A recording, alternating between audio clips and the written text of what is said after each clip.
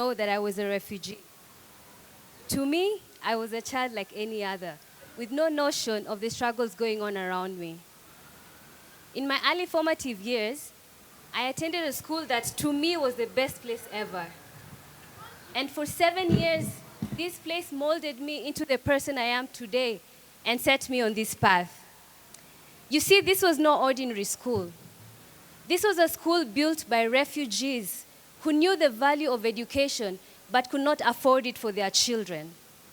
These learned men and women, our parents, became our teachers. And resolutely, they set out to give us our inheritance. You see, they had no material wealth to leave us in this foreign land, but they had something more valuable in their intellect, and that was to be their legacy. They taught us to dream big, and man, was I a dreamer. I was a dreamer. I remember we had a school doctor. What I didn't know was that he could never practice medicine in this country. And so he had to settle with treating kids and teaching us in that school for free. So whenever I went to see him, he would let me play doctor. And I would talk his ear off. I would ask him questions about things I would pretend to understand. And I think at some point, I could even recommend medication that he could prescribe to me.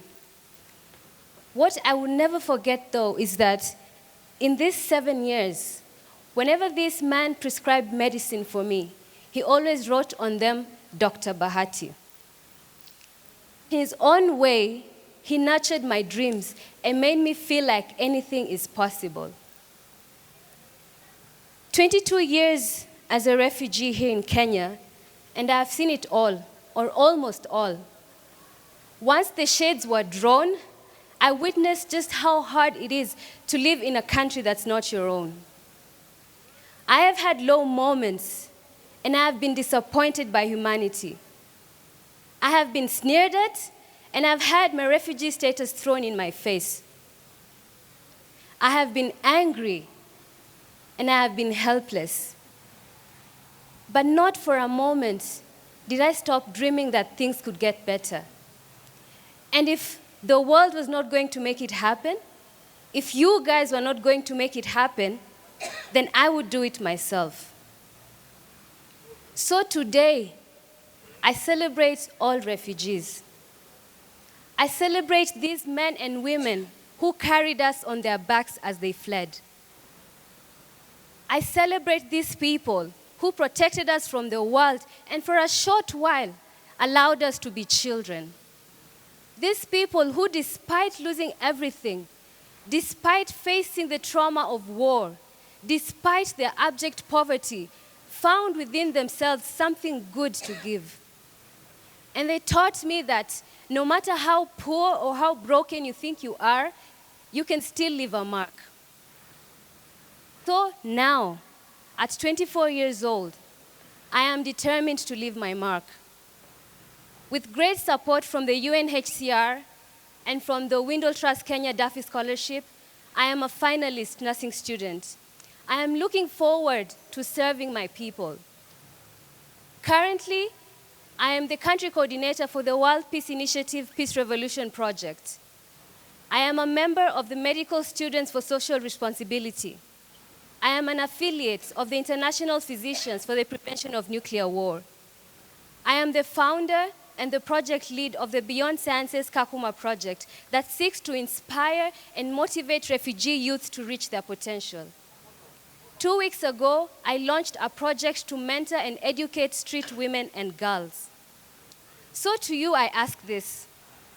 If a refugee who has nothing can give this much, why are you insensitive to their suffering? Have they not suffered enough? Albert Einstein said that only a life lived for others is worthwhile. For humanity's sake, let's preserve the spirit of these victims of war. Let's educate them. Let's nurture their dreams, and let's uplift them. You don't know, they may be the greatest leaders the world is yet to know. I stand before you today, a refugee. But you know what? I am much more than that. I am much more than that label. And those behind me will be even greater if given the chance. To all refugees, I tell you this. Your scars are beautiful. My mother has one on her neck here. And I tell her, let it remind you of how much you have overcome. Let it not fill you with bitterness, but let it remind you of your strength. Thank you.